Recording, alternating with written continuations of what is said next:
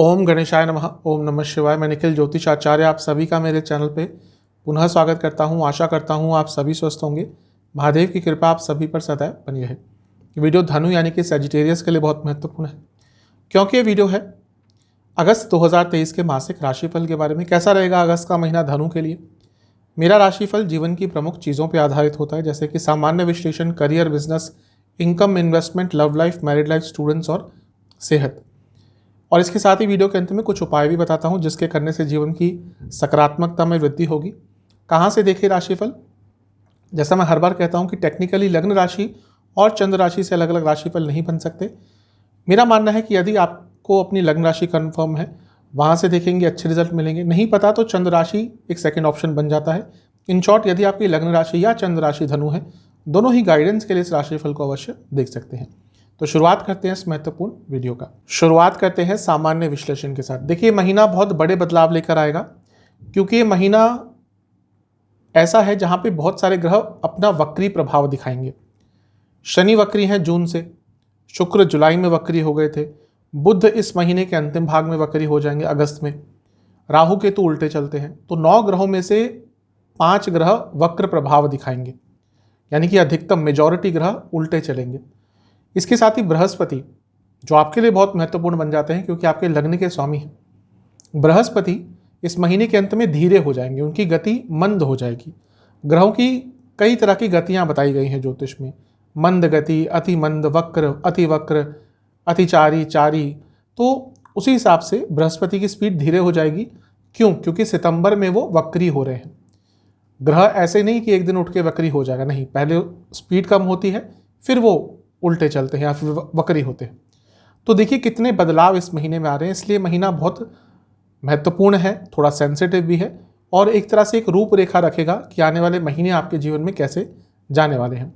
तो शुरुआत करते हैं विश्लेषण का, सामान्य विश्लेषण का, और हमेशा की तरह लग्न से ही स्टार्ट करेंगे। लग्न पर किस ग्रह का प्रभाव है? लग्न पर लग्न के स्वामी का प्रभाव है, यानी कि बृहस्पति महाराज का। और क्योंकि वो स्वयं लग्न के स्वामी है तो ये अच्छा है, जीवन में सकारात्मकता देते हैं, बुद्धिमता देते हैं, मैनेजेरियल स्किल्स देते हैं, भाग्य का साथ मिलता है व्यक्ति को। और वो राहु के साथ भी बैठे हैं, यानी कि व्यक्ति प्रैक्टिकल भी होता है। राहु का प्रभाव भी इस तरह से लग्न पर आ जाता है। और आज के समय में राहु सबसे महत्वपूर्ण ग्रह है। जिस व्यक्ति का राहु अच्छा या जिस व्यक्ति का राहु फेवरेबल, वो कहीं से भी अपने जीवन को आगे लेकर जा सकता है। रातों रात कोई ग्रह किस्मत बदलता है तो एकमात्र राहु है। तो अभी राहु का आपके लग्न को साथ मिल रहा है और अक्टूबर तक मिलेगा, अक्टूबर के अंत तक। तो इस समय का लाभ उठाइएगा। राहु अनकन्वेंशनल है, राहु के तरीके अनकन्वेंशनल हैं, राहु के तरीके नॉर्मल से हटके हैं। तो अपने जीवन की प्रॉब्लम्स को नॉर्मल से हटकर सॉल्व करने की कोशिश करेंगे तो ये महीना आपके लिए लाभप्रद रहेगा। क्योंकि बृहस्पति आपके लिए चौथे घर के भी स्वामी है। यदि प्रॉपर्टी आदि खरीदना चाह रहे थे तो उसके लिए भी कहीं ना कहीं ये महीना अच्छा है। अगर प्रॉपर्टी खरीदनी है आपको, वाहन भी यदि खरीदना है आपको, तो उसको 20 तारीख से पहले लेने का प्रयत्न कर लीजिएगा। अदरवाइज उसके बाद वो जो भी काम है आपका वो डिले हो जाएगा। और किस ग्रह का लग्न में प्रभाव रहेगा मंगल का प्रभाव महीने के मध्य भाग के बाद से। 18 अगस्त को मंगल आपके 10वें घर में आ जाएंगे और लग्न को देखना शुरू कर देंगे। चौथी दृष्टि उनकी लग्न पर होगी। क्योंकि मंगल आपके पंचम के स्वामी है तो ये एक तरह से अच्छा है। लक्ष्मी स्थान के स्वामी केंद्र में जाकर लग्न को देखेंगे, राजयोग बनाएंगे, तो उस राजयोग का प्रभाव आपके जीवन पर पड़ेगा। कार्य क्षेत्र में अच्छा होगा, लेकिन एग्रेशन थोड़ा बढ़ जाएगा। तो महीने के मध्य भाग के बाद अपने एग्रेशन पर कंट्रोल कीजिएगा, क्योंकि अग्नि तत्व होता है धनु का और मंगल अग्नि तत्व के ग्रह हैं।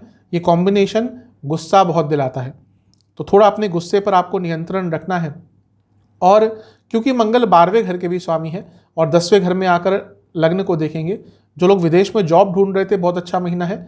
और इसके साथ ही खर्चे आपके बढ़ने शुरू हो जाएंगे, तो खर्चों पर थोड़ा नियंत्रण आपको महीने के मध्य भाग के बाद रखना पड़ेगा। और किसी ग्रह का कोई डायरेक्ट इम्पैक्ट इस महीने लग्न पर नहीं पड़ेगा। तो इसके बाद लग्न के स्वामी को देखेंगे। बृहस्पति की मैंने बात करी कि वो धीरे हो जाएंगे। अब बृहस्पति क्या है? बृहस्पति कई चीज़ों के कारक हैं।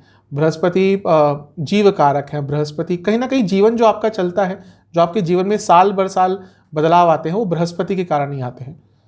बृहस्पति को इसलिए इतना महत्व ज्योतिष में दिया गया है, जीव कारक कहा गया है। तो भाग्य के कारक हैं और आपके लग्न के स्वामी हैं। तो महीने के अंतिम भाग में जाकर थोड़ा भाग्य स्लो हो जाएगा, तो ज़्यादा भाग्य पर डिपेंडेंट मत रहिएगा। ये वो महीना है जब आपको अपने जीवन को एनालाइज करने का एक मौका मिलेगा। भाग दौड़ भरी जिंदगी में हमें पता ही नहीं चलता हम क्या कर रहे हैं, क्यों कर रहे हैं, किसके लिए कर रहे हैं। पैसा कमाए जा रहे हैं, आगे बढ़े जा रहे हैं, उसको पैसे को एंजॉय करने का टाइम नहीं है, घर वालों को टाइम नहीं दे पाते, पति पत्नी को टाइम नहीं दे पाते, बच्चों को टाइम नहीं दे पाते। फिर जब जीवन का अंतिम समय आता है तब लगता है कि क्या करा इस पैसे का। तो ये वो महीना है जब आपको अपने जीवन को एनालाइज करने का मौका मिलेगा, क्या कर रहे हैं, क्यों कर रहे हैं। हो सकता है एक झटका भी लग जाए, मैं मना नहीं कर रहा, हो सकता है इस महीने कोई झटका लग जाए, वो किसी भी प्रकार का भी हो सकता है। सेहत अचानक से बिगड़ जाए, कार्य क्षेत्र में कोई प्रॉब्लम आ जाए, अचानक से कुछ और नुकसान हो जाए। क्योंकि जब ऐसा होता है तो भी व्यक्ति को रियलाइज़ होता है कि हाँ, हमारे पास क्या क्या है, इसकी वैल्यू करो, और जो नहीं है उसके पीछे इतना भागना नहीं चाहिए। प्रयत्न करने चाहिए, लेकिन जीवन में जो महत्वपूर्ण चीज़ें हैं उनकी वैल्यू करनी चाहिए। इसलिए महीना, जैसे मैंने कहा, कि रूपरेखा तय करेगा कि आने वाला समय आपका कैसा रहेगा। शनि की दृष्टि बृहस्पति पे बनी रहेगी, और शनि क्योंकि वक्री है और तीसरे घर में है, यानी कि आपके प्रयत्नों को सफलता मिलेगी। लेकिन अपने आप को ओवर एक्सर्ट आपको नहीं करना। ये वो महीना है जब आप बहुत ज़्यादा प्रयत्न करना शुरू कर देंगे, ये भी करना है, वो भी करना है, स्पेशली महीने के शुरुआती भाग में। उस चीज़ से आपको बचना है, क्योंकि धनु में एंग्जाइटी बहुत होती है। जब इनके काम अटकने शुरू हो जाते हैं, फिर इनका एकदम वर्स्ट जो एक फेज होता है, वर्स्ट व्यक्तित्व है, वो निखर के आता है। फिर लोगों से गलत तरीके से बात करते हैं, अपनों से गलत तरीके से बात करते हैं। इसलिए अपने आप को ओवर एक्सर्ट नहीं करना, मल्टीटास्किंग इस महीने करने से थोड़ा बचिएगा। वैसे अदरवाइज शनि का तीसरे भाव में बना रहना कोई प्रॉब्लम आपको नहीं देगा। जो भाव सबसे महत्वपूर्ण इस महीने है, या जिस पर सबसे ज़्यादा प्रभाव रहेगा, वो है नवम भाव। नवम भाव क्यों कह रहा हूं? क्योंकि वहां पे देखिए, महीने के शुरुआत में शुक्र होंगे, मंगल होंगे, बुध होंगे। शुक्र 7 को उल्टे जाके 8वें घर में चले जाएंगे, ठीक है, उनके बारे में बात करेंगे। और सूर्य नवम में आ जाएंगे। तो नवम भाव, सूर्य आएंगे 17 अगस्त को। तो नवम भाव कितना एक्टिवेट है, ये बता रहा है कि ये महीना धार्मिक आप बहुत फील करेंगे, नो डाउट। किसी धर्म के स्थान पर जाने का अवसर मिल सकता है, लेकिन आपके पिताजी की सेहत के लिए महीना बिल्कुल भी अच्छा नहीं है। क्यों? क्योंकि शनि की वक्र दृष्टि है, नवम भाव पिताजी का होता है, और यहाँ पर सूर्य भी आ जाएंगे। सूर्य यहाँ पर आकर भले ही और चीज़ों में आपको आगे बढ़ा दे, लेकिन पिताजी की सेहत के लिए अच्छे नहीं होते, एक तरह से पितृदोष भी बन जाता है। इसके साथ ही यहाँ पर बुध भी महीने के अंत में वक्री हो जाएंगे, तो पिताजी से संबंध बिगड़ेंगे, पिताजी की तबीयत बिगड़ सकती है, घर में भी कोई थोड़ी बहुत कहासुनी ज़्यादा हो सकती है। तो अपने पिताजी की सेहत का सबसे ज़्यादा ध्यान देना है। दूसरा, ये बॉसेस का स्थान भी होता है। ऑलरेडी शायद आपको अपने बॉसेस से प्रॉब्लम आना शुरू हो गई होगी। क्यों ऐसा कह रहा हूँ? क्योंकि शुक्र वक्री हो गए थे नवम भाव में जुलाई में, और शुक्र का नवम भाव में आना ही बॉसेस जो होते हैं वो पॉलिटिक्स करना शुरू कर देते हैं, आप पर बोझ डालना शुरू कर देते हैं, आपके कामों में नुक्स निकालना शुरू कर देते हैं। और नवम भाव इतना एक्टिवेटेड है, तो वो बॉसेस का जो प्रभाव है नकारात्मक, वो आपके जीवन में और बढ़ेगा। तो उन सब चीज़ों से बचना है, मैं यही कहूँगा, क्योंकि नवम भाव इतना एक्टिवेटेड है, तो जितना धार्मिक रहेंगे उतना आपके लिए अच्छा रहेगा। केतु लाभ स्थान में बने हुए हैं, और कहीं ना कहीं केतु लाभ स्थान को छोड़ने वाले हैं, कुछ ही महीने रह गए हैं, वो 10वें भाव में आने वाले हैं। तो अपने करियर को लेकर थोड़ा सीरियस हो जाइएगा, क्योंकि ये सेंसिटिव टाइम रहेगा। केतु जब 10वें घर में आते हैं, अभी तो नहीं आएंगे, लेकिन आने वाले हैं, तो प्रभाव दिखाने वाले हैं। व्यक्ति का या तो जॉब छोड़ने का मन कर देता है, अचानक से जॉब छोड़ देता है, या फिर जॉब में प्रॉब्लम भी आ सकती है। तो अब से लेकर आने वाले 3-4 महीने अपने कार्य क्षेत्र में बहुत आपको सीरियसली काम करना है। पंचम में जो गुरु चांडाल योग बन रहा है, वो महीने के 20 तारीख तक तो आपको बहुत क्रिएटिव रखेगा, लेकिन 20 तारीख के बाद जब बृहस्पति धीरे हो जाएंगे, तो आपके थॉट प्रोसेस में भी एक स्लोनेस आ जाएगी, आप ढंग से चीज़ों को समझ नहीं पाएंगे कुछ समय के लिए। तो कोई बड़ा निर्णय महीने के अंतिम भाग में बिल्कुल मत लीजिएगा। ओवरऑल देखो, महीना ठीक है। जो कुछ मैंने बातें करी उनका ध्यान रखिएगा। शुक्र की बात करना भूल गए, बिल्कुल नहीं भूल सकते। शुक्र पतित हो रहे हैं, और पतित हो रहे हैं 8वें घर में। शुक्र वैवाहिक जीवन, रोमांस, कई चीज़ों के कारक हैं, लग्जरीज के कारक भी हैं। अब यहाँ पे आएंगे तो अचानक से पैसा आपको दे सकते हैं, उसमें कोई डाउट नहीं है, क्योंकि लाभ स्थान के स्वामी। लेकिन शुक्र सौम्य ग्रह है, सौम्य अति सौम्य, सबसे सौम्य ग्रह है। तो इनका जब वक्र प्रभाव होता है, पतित होते हैं, तो वैवाहिक जीवन पर, मैरिड लाइफ पर प्रभाव पड़ता है। तो अपनी मैरिड लाइफ को, अपने वैवाहिक जीवन को थोड़ा इस महीने बचा के रखिएगा। उसकी बात करूंगा मैं उसके सेक्शन में, लेकिन इन सब चीज़ों पर आपको ज़्यादा ध्यान देना है। कुछ विशेष योग जो आपके लिए बन रहे हैं, आपके लिए वेसी योग महीने के शुरुआत में बन रहा है, पहले हफ्ते। और ठीक है, जीवन में बैलेंस लाने के लिए अच्छा है। चामर योग बन रहा है, सेहत पर काम करने के लिए अच्छा है, सेहत को सुधारने के लिए अच्छा है। शंख योग पैसे के लिए बन रहा है। ब्रह्म योग बन रहा है, ये भी महीने के शुरुआती दिनों में बन रहा है। कुछ नया सीखने के लिए समय बहुत अच्छा है। सरस्वती योग भी बन रहा है, वो भी कुछ सीखने के लिए बहुत अच्छा है। कुछ स्पेशल प्रेडिक्शंस मेरी तरफ से, ये महीना साहस बढ़ाएगा। इस महीने आपके अंदर साहस बहुत आ जाएगा, क्योंकि मंगल का प्रभाव भी लगन पर आ रहा है। कोई ऐसा कार्य जो बहुत लंबे समय से अटक गया था, या कोई बहुत महत्वपूर्ण कार्य जो अटके ही जा रहा था, एकदम 99% पे आ गया था, लेकिन फिर अटक जाता था, ये वो महीना है जब आपका वो महत्वपूर्ण कार्य पूरा होगा। थोड़ा कॉम्प्रोमाइज़ करना सीखिएगा। कभी कभी बहुत मॉरली राइट हो जाते हैं धनु वाले, मैं इसमें गलत चीज़ नहीं कह रहा, ये अगर इनके सामने दिखा कि हाँ इनकी गलती नहीं है, या फिर कोई व्यक्ति झूठ बोल रहा है, या फिर कुछ ना कुछ मॉरल्स पे वैल्यू आ जाती है, मॉरल वैल्यू पे बात आ जाती है, तो फिर ये लोग कॉम्प्रोमाइज़ नहीं करते। धनुर्धर है ना, वो एक क्षत्रिय है, जैसा आपने देखा होगा धनु जो राशि का सिंबल है, तो गलत चीज़ ये बर्दाश्त नहीं करते। लेकिन जैसे जैसे समय आगे बढ़ता है, जीवन आगे बढ़ता है, जब संबंधों में व्यक्ति घिर जाता है तो कभी कभी कॉम्प्रोमाइज़ करना पड़ जाता है। तो इस महीने आपको लग रहा है कि हाँ चलो यहाँ पे संबंध बिगड़ सकते हैं, तो चुप रहिएगा, थोड़ा कॉम्प्रोमाइज़ कर लीजिएगा, अदरवाइज प्रॉब्लम बढ़ेगी। बदलाव तो अवश्य आएंगे इस महीने, बहुत बड़े बड़े बदलाव आएंगे, पर्सनल लाइफ हो, प्रोफेशनल लाइफ हो। और इसके साथ ही मैं कहूँगा कि अपने फैमिली वालों को टाइम दीजिएगा। मे बी आप इतना इन्वॉल्व हैं कि फैमिली वालों को टाइम नहीं दे पा रहे। महीने के मध्य भाग के बाद कुछ दिन ऐसे जाएंगे जहाँ पे आप बहुत उदास हो जाएंगे, विदाउट एनी पर्टिकुलर रीज़न। आपको बस उदास रहना थोड़ा सा पसंद तो नहीं, लेकिन आप विदाउट एनी रीज़न बस उदास रहना शुरू कर देंगे। तो उस टाइम पे कोई बड़ा निर्णय मत लीजिएगा। इसके साथ ही सेहत पर थोड़ा काम कीजिएगा, सेहत सुधारने का महीना है। अगर कुछ प्रॉब्लम चल रही थी तो उससे निकल सकते हैं, सेहत को बेटर कर सकते हैं। नेगेटिव पॉइंट्स, कभी कभी ओवर एनालाइज करना शुरू कर देंगे चीज़ों को, वो प्रभाव दे सकता है। लोगों पर विश्वास ना कर पाना, ये भी इस महीने थोड़ा प्रॉब्लम आपको देगा, क्योंकि हम ऐसे सिस्टम में रहते हैं जहाँ पे हमें किसी ना किसी पे डिपेंडेंट रहना ही पड़ता है, लेकिन मे बी आप उतना ट्रस्ट नहीं कर पाएंगे, उसके कारण आपके कार्य डिले होंगे। और इसके साथ ही कभी कभी बहुत अनप्रैक्टिकल से हो जाएंगे, वहाँ पे बड़े निर्णय मत लीजिएगा। अगर कोई फाइनेंशियल निर्णय अनप्रैक्टिकल होकर लिया तो नकारात्मक प्रभाव अवश्य मिलेंगे। इन सब चीज़ों पर ध्यान करेंगे, इन सब चीज़ों का ध्यान रखेंगे तो महीना ज़्यादा सकारात्मक जाएगा। करियर की तरफ चलते हैं। करियर के लिए महीना मिला जुला सा है। 10वें भाव को देखेंगे सबसे पहले। 10वें भाव के जो स्वामी हैं बुध, वो नवम में बैठे हैं, तो ये कर्म धर्माधिपति राजयोग बनता है, जो ठीक है करियर के लिए। इस महीने आगे बढ़ने के मौके मिलेंगे, काम आपका अच्छा रहेगा, सब कुछ अच्छा करेंगे। प्रॉब्लम्स इस महीने आपको अपने बॉसेस से होगी, आपको अपने मैनेजमेंट से होगी, स्पेशली बॉसेस से। जैसा मैंने शुरू में कहा था, ऑलरेडी वो दिखना शुरू हो गया होगा। जुलाई में ही बॉसेस से अनबन, वैचारिक मतभेद, थोड़ी बहस, ये सब होना शुरू हो गया होगा। और अगस्त के महीने में वो और बढ़ेगा, क्योंकि वक्री शुक्र अपना प्रभाव दिखाएंगे, फिर वो पतित हो जाएंगे, अष्टम में चले जाएंगे। एक ग्रह नवम से गिरकर अष्टम में गया है, यानी कि ऑफिस पॉलिटिक्स और बढ़ेगी।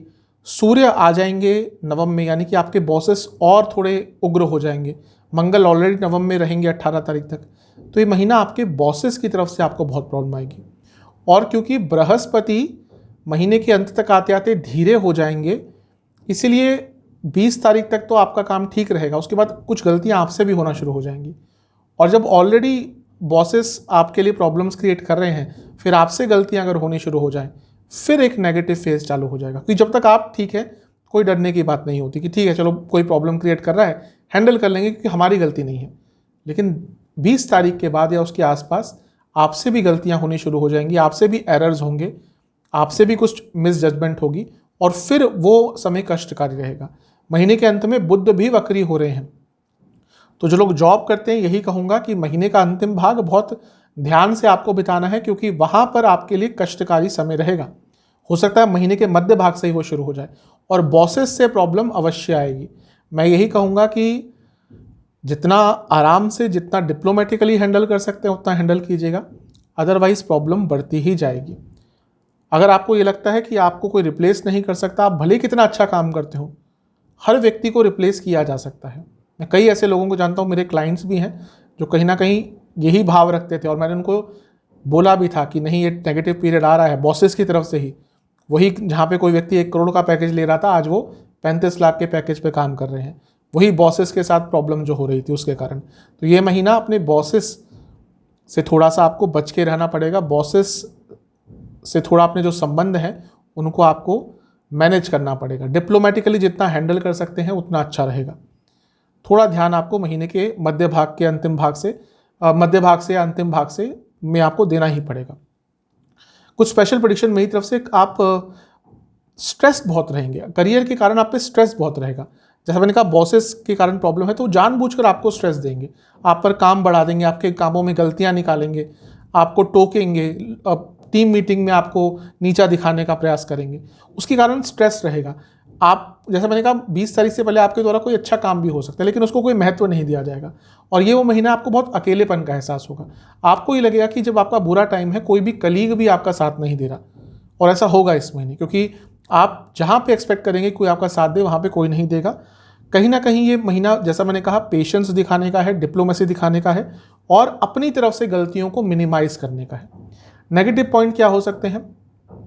अगर आपका कुछ क्रिएटिव काम है तो महीने जैसे जैसे बढ़ता जाएगा तो वहाँ पे आपकी क्रिएटिविटी क्षीण होती जाएगी, कम होती जाएगी, फिर उसमें प्रॉब्लम आ सकती है। हर कार्य को अपने आप करने का प्रयास मत कीजिएगा, जो चीज़ नहीं कर सकते वहाँ पे हेल्प मांगेगा, ये नहीं हो पाया आपसे तो भी प्रॉब्लम होगी। और गुस्सा, थोड़ा आपको गुस्सा कंट्रोल करना पड़ेगा। जैसा मैंने कहा महीना सेंसिटिव है, गुस्सा भी अगर आ गया, जो होता ही है धनु में, और मंगल का प्रभाव भी आ रहा है जैसा मैंने कहा, तो चीज़ों को और बिगाड़ेगा। तो थोड़ा सा ध्यान आपको अवश्य इस महीने रखना है। बिजनेस की तरफ चलते हैं। बिजनेस के लिए महीना अच्छा ही दिख रहा है। सप्तम भाव बिजनेस के लिए देखे जाते हैं, बृहस्पति बिजनेस के कारक है, व्यापार के कारक बुध है, तीनों की स्थिति थोड़ी अच्छी ही बनी हुई है। सप्तम के स्वामी बुध हैं जैसा मैंने कहा, तो वो नवम भाव में बैठे हुए हैं, भाग्य स्थान में बैठे हैं, अच्छा है, यानी कि भाग्य का साथ मिलेगा, चीज़ें आगे बढ़ेंगी, एफर्ट्स को सफलता मिलेगी और पैसा भी आता हुआ दिख रहा है क्योंकि वहाँ पे वो शुक्र के साथ भी महीने के शुरुआती भाग में होंगे और शुक्र लाभ स्थान के स्वामी है। कुछ पेमेंट अटक गई थी वो भी आ सकती है, नया काम मिल सकता है। और बृहस्पति जो बिजनेस के कारक हैं, आपके लग्न के स्वामी भी हैं, वो सप्तम से 11वें में बैठे हैं, सप्तम से लाभ स्थान में बैठे हैं, यानी कि पैसा आपके पास यहाँ से भी आएगा, मैनेजमेंट स्किल्स आपके अच्छे होंगे, बिजनेस को अच्छी तरह से मैनेज कर पाएंगे। और क्योंकि बुध जो सप्तम के स्वामी है व्यापार के कारक भी हो जाते हैं, तो यहाँ पे कहीं ना कहीं व्यापार, देखिए बृहस्पति और बुध में क्या है, बिजनेस के कारक पूरे बृहस्पति हैं। आप व्यापार कैसे करते हैं, व्यापार की क्षमता आपकी कैसी है, वो कहीं ना कहीं बुध से पता चलता है। तो बुध का वक्री होना महीने के अंतिम भाग में थोड़ा सा आपके डिसीजन मेकिंग पर नेगेटिव प्रभाव डाल सकता है, लेकिन क्योंकि वो 7वें घर के स्वामी भी और नवम में वक्री हो जाएंगे तो अचानक से कोई नया काम भी आ सकता है। और किसी नई शुरुआत के लिए, अगर आप अपने बिजनेस में कुछ नई शुरुआत करना चाह रहे थे, पैरेलल कोई बिजनेस रन करना चाह रहे थे, नए इन्वेस्टर्स ढूंढ रहे थे, उन सब चीज़ों के लिए ये महीना अच्छा है। तो महीना बिजनेस के हिसाब से श्रेष्ठ है, अच्छा है। लेकिन जैसा मैं शुरू से कहता हूँ बृहस्पति धीरे हो रहे हैं, सप्तम के स्वामी बुध वक्री हो जाएंगे, तो महीने के अंतिम भाग में चीज़ें स्लो हो जाएंगी, काम डिले होना शुरू हो जाएंगे, काम अटकने शुरू हो जाएंगे, अनावश्यक चीज़ों पर काम अटकेंगे, समझ नहीं आएगा काम क्यों अटक रहे हैं। तो वहाँ पे ज़्यादा फ्रस्ट्रेट मत होइएगा क्योंकि वो ग्रहों की स्थिति ही ऐसी होगी, काम आपके डिले होना शुरू हो जाएंगे। तो वहाँ पे मान लीजिएगा कि भाई काम थोड़ा डिले होगा, उसको उस हिसाब से ही आपको मैनेज करना है।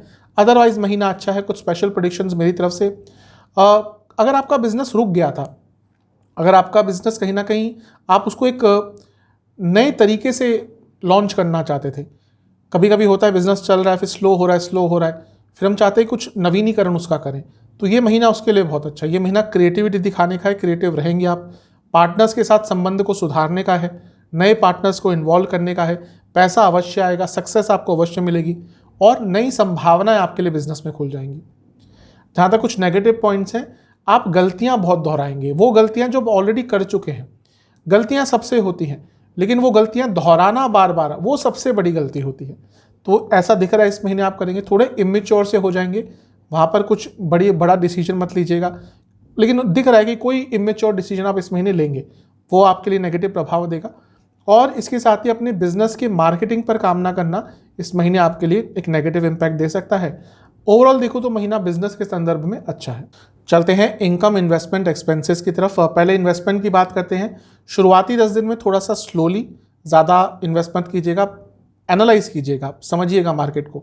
जो बीच के 10 दिन है ये ठीक है, इसमें कोई प्रॉब्लम ज़्यादा नहीं दिख रही, बल्कि यहाँ पे नए ऑप्शंस आपके लिए आ सकते हैं, नई संभावनाएं खुल सकती हैं। अंतिम 10 दिन भी ठीक ही हैं। इनकम की जहाँ तक बात है, देखिए जो लाभ स्थान के स्वामी है वो आपके अष्टम भाव में जा रहे हैं, वापस गिर के शुक्र की बात कर रहे हैं, पतित हो रहे हैं। तो अचानक से लाभ प्राप्त हो सकता है, अचानक से पैसा आ सकता है, अकस्मात धन लाभ, इनकम के नए सोर्सेस खुल सकते हैं, एंसेस्ट्रल प्रॉपर्टी आदि से भी लाभ इस महीने मिल सकता है। और इसके साथ ही जो धन स्थान के आपके स्वामी हैं शनि, वो तीसरे घर में वक्री हैं, यानी कि प्रयासों में भी जो आपके एफर्ट्स हैं उसमें भी सफलता मिलेगी। जो भी धन से संबंधित एफर्ट्स आप करेंगे उसमें आपको लाभ मिलेगा। तो धन कमाने के लिए अच्छा है, लेकिन जैसे इतने सारे ग्रह वक्री हैं, लाभ स्थान के स्वामी भी पतित हो रहे हैं, तो पैसा थोड़ा धीरे गति से आएगा, पैसा डिले होकर आएगा। सभी के लिए ऐसा होने वाला है, इस महीने में ऐसा प्रभाव दिखेगा।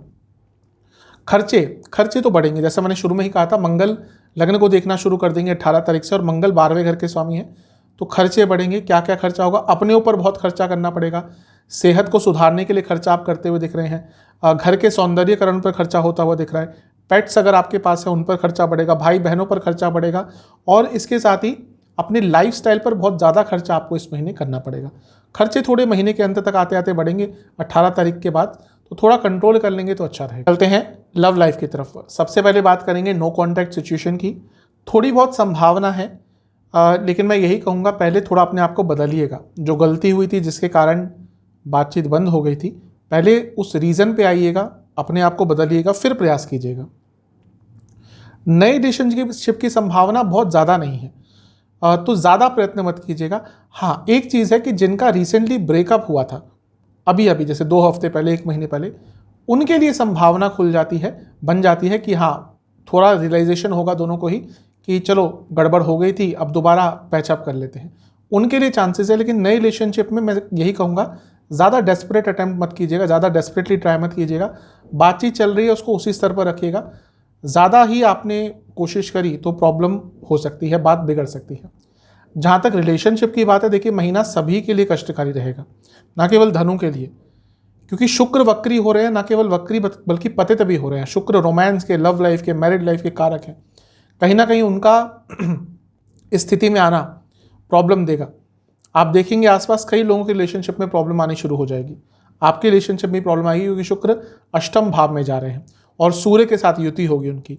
गुस्सा, ट्रस्ट इश्यूज, एक दूसरे को समझ नहीं पाएंगे, एक दूसरे को अट्रैक्टिव नहीं फाइंड करेंगे। अट्रैक्शन तो ऑब्वियसली रिलेशनशिप का एक बहुत मूल अंग होता है। अगर अट्रैक्शन नहीं है, वो फिजिकल लेवल पर कहिए, किसी भी लेवल पर कहिए, तो रिलेशनशिप का महत्व ज़्यादा एटलीस्ट शुरुआत में नहीं रहता, क्योंकि कुछ ना कुछ अट्रैक्शन तो होता ही है। भले ही फिजिकल अट्रैक्शन ना हो, कुछ ना कुछ तो होगा जिसने आपको आपके पार्टनर के प्रति अट्रैक्ट किया हो। इंटेलिजेंस भी हो सकता है, कुछ भी हो सकता है, लेकिन ये वो महीना है जब आप अपने पार्टनर के प्रति अट्रैक्टिव फील नहीं करेंगे। और जब ऐसा होना शुरू हो जाता है तो फिर मन भटकना शुरू हो जाता है, कंपैरिजन शुरू हो जाते हैं। इसलिए महीना थोड़ा सेंसिटिव है, धैर्य रखना पड़ेगा, वाणी पर बहुत नियंत्रण रखना पड़ेगा, और जितना अपने आप को संयमित रखें, जितना अपने आप पे संयम रखें, उतना आपके लिए अच्छा रहेगा। महीना रिलेशनशिप के लिए थोड़ा सा सेंसिटिव है। कुछ विशेष प्रेडिक्शंस मेरी तरफ से। ये वो महीना है जब आपके बीच में कम्युनिकेशन भी डिले होगा, कार्य भी आप दोनों के डिले होंगे। कुछ ऐसी चीज़ें जो आप साथ में करना चाह रहे थे वो नहीं हो पाएंगी, आप ट्रिप पे जाना चाह रहे थे नहीं जा पाएंगे, तो डिले बहुत होगा, तो उसके कारण फ्रस्ट्रेशन बढ़ेगी। अचानक से कुछ करने का प्रयत्न मत कीजिएगा, ज़्यादा ही ओवर एक्साइटमेंट में आकर कुछ मत बोलिएगा, ज़्यादा साहस दिखाने की कोशिश मत कीजिएगा। ये महीना है जब आपको थोड़ा चुप रहना है, आपको अंडरस्टैंड करना है अपने पार्टनर को, अपने रिलेशनशिप के स्टेटस को, अपने आप को, कि आपके क्या एक्सपेक्टेशन है रिलेशनशिप से। ये महीना स्ट्रेस बहुत लाएगा, ये महीना एक्सपेक्टेशन बहुत बढ़ाएगा, इसलिए महीना थोड़ा सेंसिटिव है। जितना अपने आप को संयम में रख सकते हैं, जैसा मैंने कहा, धैर्य दिखा सकते हैं, कम बोल सकते हैं, और आपको ये समझना पड़ेगा कि नेगेटिव फेज है और इसको बस निकालना है। ये आपने कर लिया तो प्रॉब्लम कम होगी, ये नहीं कर पाए तो प्रॉब्लम बढ़ेगी। कुछ नेगेटिव पॉइंट जिनसे आपको बिल्कुल बचना है, कंपैरिजन गलती से भी मत कीजिएगा, और वो कंपैरिजन अपने पार्टनर के सामने तो बिल्कुल मत कीजिएगा कि देखो वो क्या कर रहे हैं, उनका रिलेशनशिप कितना अच्छा है, वो वहाँ घूमने जा रहे हैं। ये चीज़ें करी तो बहुत प्रॉब्लम होगी। थोड़ा सा आपको मैच्योरिटी भी दिखानी पड़ेगी।